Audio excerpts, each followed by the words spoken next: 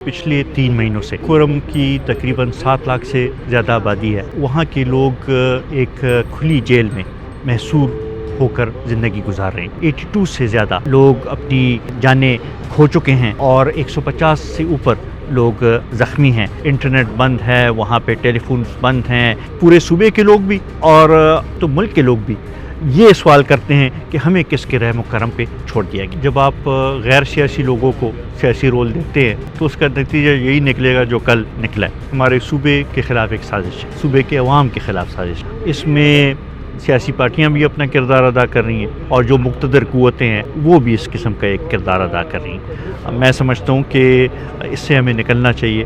Grand national dialogue کی ضرورت ہے کہ ملک کو ایک صحیح سمت دیا جائے۔ السلام علیکم ناظرین، میں ہوں کلیم اور آپ دیکھ رہے ہیں خبریں ڈیجیٹل۔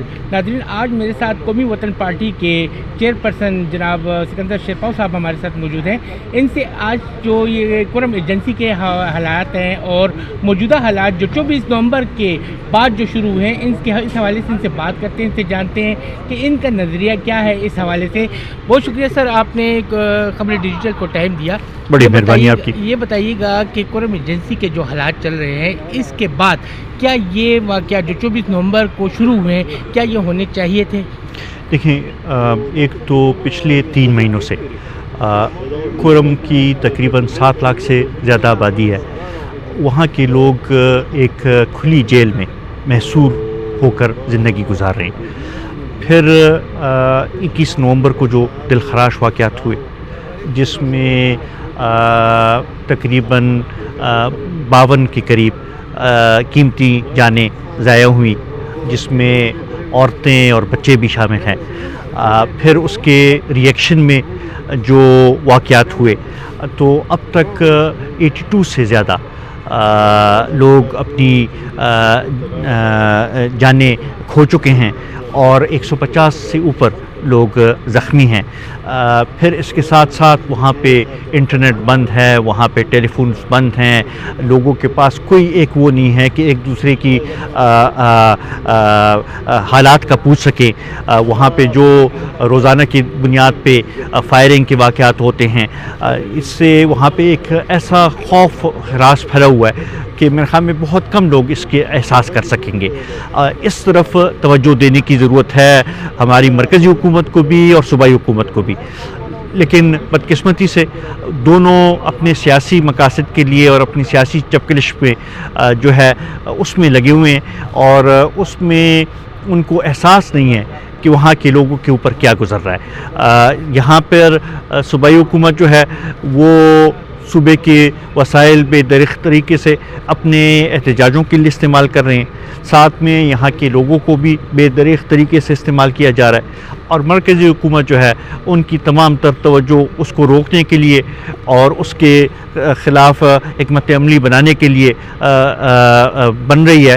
اور بیچ میں میرے خیال میں پورے صوبے کے لوگ بھی اور عموماً اگر آپ دیکھیں تو ملک کے لوگ بھی یہ سوال کرتے ہیں کہ ہمیں کس کے رحم و کرم پہ چھوڑ دیا گیا۔ سر یہ بتائیے گا کہ سیاسی پارٹی کا جو اپوزیشن پارٹیز ہیں سر، ان کا کیا کردار ہے اس حوالے سے؟ کیا آپ نہیں سمجھتے کہ ان سب کو ایک پیج پر آ کر اس مسئلے کا حل نکالنا چاہیے؟ کیونکہ اس میں عوام بھی جو ہے دیکھیں اس میں سب سے پہلے رول جو ہے وہ حکومتی پارٹیوں کا بنتا ہے، چاہے وہ مرکزی حکومت میں جو ہیں چاہے وہ صوبائی حکومت میں، پہلا رول ان کا بنتا ہے کیونکہ یہ ان کی ذمہ داری ہے۔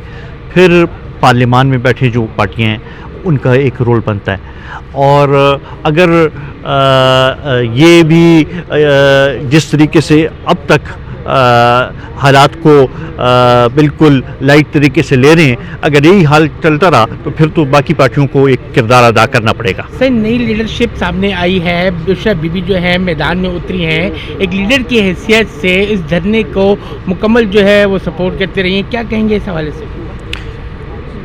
دیکھیں، میں تو صرف اتنا کہوں گا کہ جب آپ غیر سیاسی لوگوں کو سیاسی رول دیتے ہیں تو اس کا نتیجہ یہی نکلے گا جو کل نکلا ہے کہ اتنے وسائل کا ضیاع کیا گیا، اتنے لوگ زخمی ہوئے، اور اس کا نتیجہ کیا نکلا کوئی وہ سامنے وہ نہیں ہے، کوئی وہ نہیں دکھا سکتے۔ تو ایک تو یہ وہ، دوسرا یہ کہ وہ تحریک انصاف کا جو موروثی سیاست کے بارے میں جو بیانیہ تھا وہ کدھر گیا، کیا اس کے اوپر بھی یو ٹرن لے لیا گیا؟